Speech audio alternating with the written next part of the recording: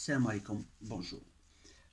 Le symbole de l'échiquier représente une bataille entre deux camps, le camp du bien et le camp du mal. Qui va contrôler l'éducation de nos enfants et de notre mental pour aller dans le bon camp? Car les deux camps existent. Le mal aime dominer, contrôler, imposer ses lois, et pour ce qui le concerne, c'est s'accaparer des richesses de tout le monde, du peuple, et pas faire des distributions qu'il se doit se faire, et faire des guerres, tuer, pour prendre justement, se servir. L'autre éducation, c'est celle où on a le partage des richesses, des valeurs d'humain, humanitaire.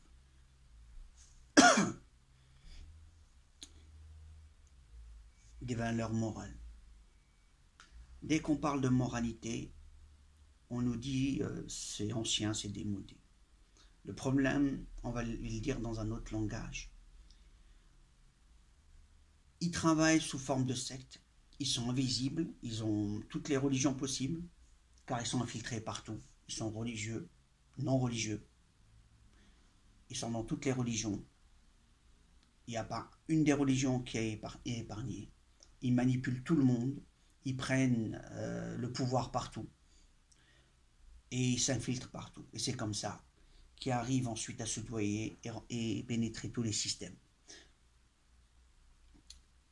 Et une fois qu'ils attrapent l'économie d'un pays, donc il y a une mauvaise répartition des richesses, parce qu'ils arrivent à faire la pluie et le beau temps une fois qu'on tient l'économie d'un pays, plus les lois, c'est eux qui les font.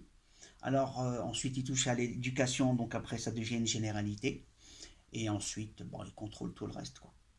Maintenant, quand le mal dans un échiquier domine et contrôle, le bien est tout petit caché.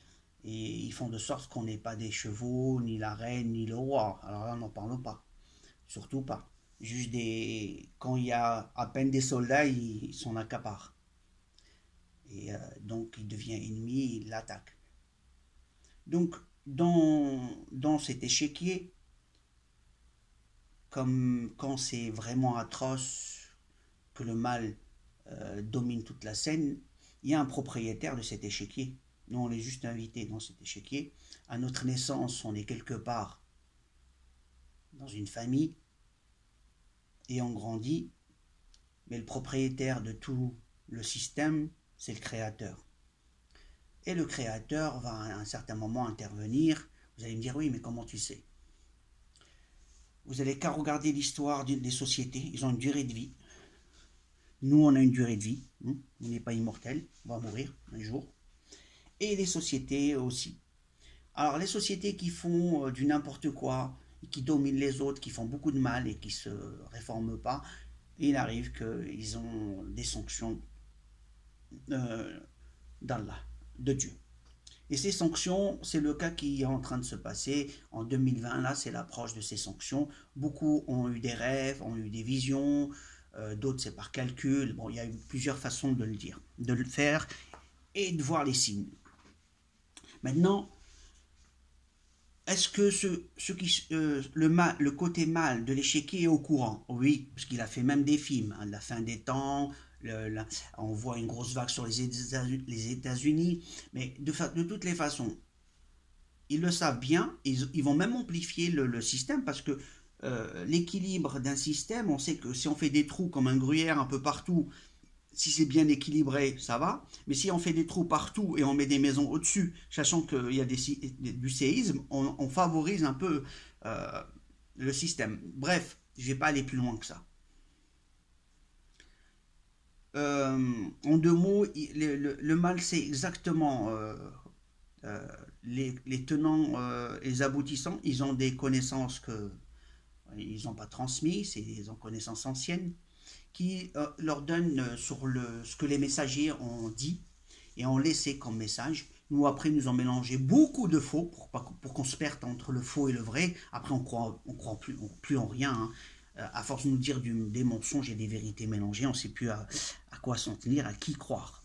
Parce que même quand on va dans les lieux de culte, on entend des bêtises, on a envie de se lever. Hein. Et la manipulation mentale dans les discours, il y en a beaucoup. Un exemple, hein. Pour les musulmans, c'est Dieu dit qu'il faut obéir au messager et à Dieu.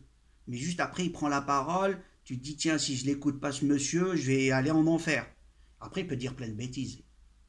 Donc, c'est pas parce que c'est un imam, je parle pour les musulmans, qui va dire tout juste. Hein.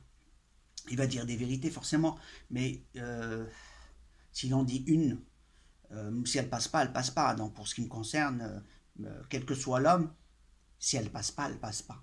J'analyse ce qu'il dit. Et même le fait de la... les gens peuvent manipuler sans savoir. Hein.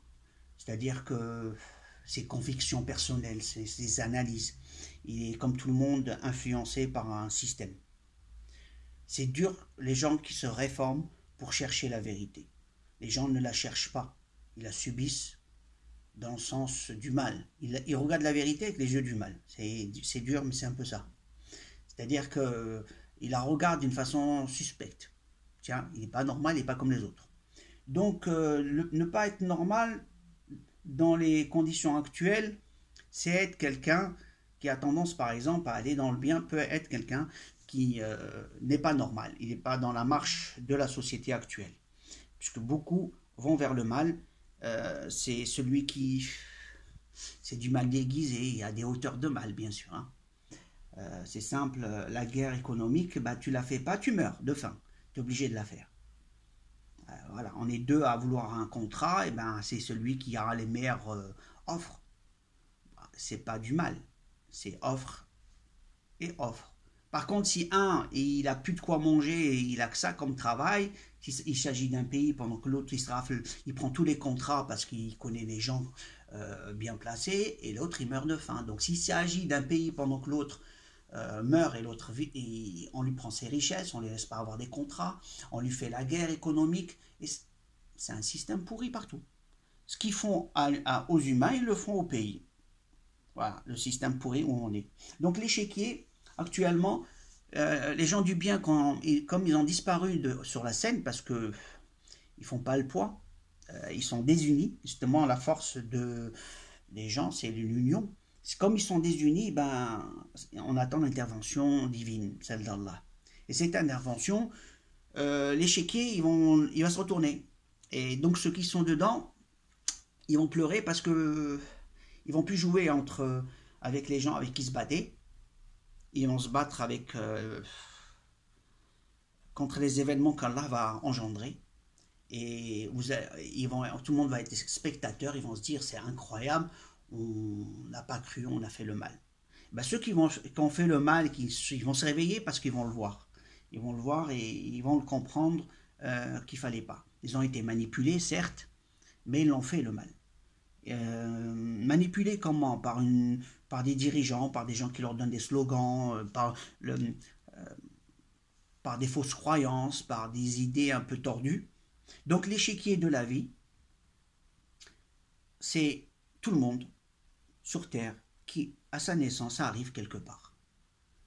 Dans quel camp? Une fois qu'on est mort, on est jugé. On va être jugé par le Créateur sur nos faits, s'il nous pardonne ou pas. Ensuite, est-ce qu'il va nous mettre au paradis ou en enfer? Pour ceux qui ne croient pas, ils n'ont qu'à attendre, ils verront la vérité en face.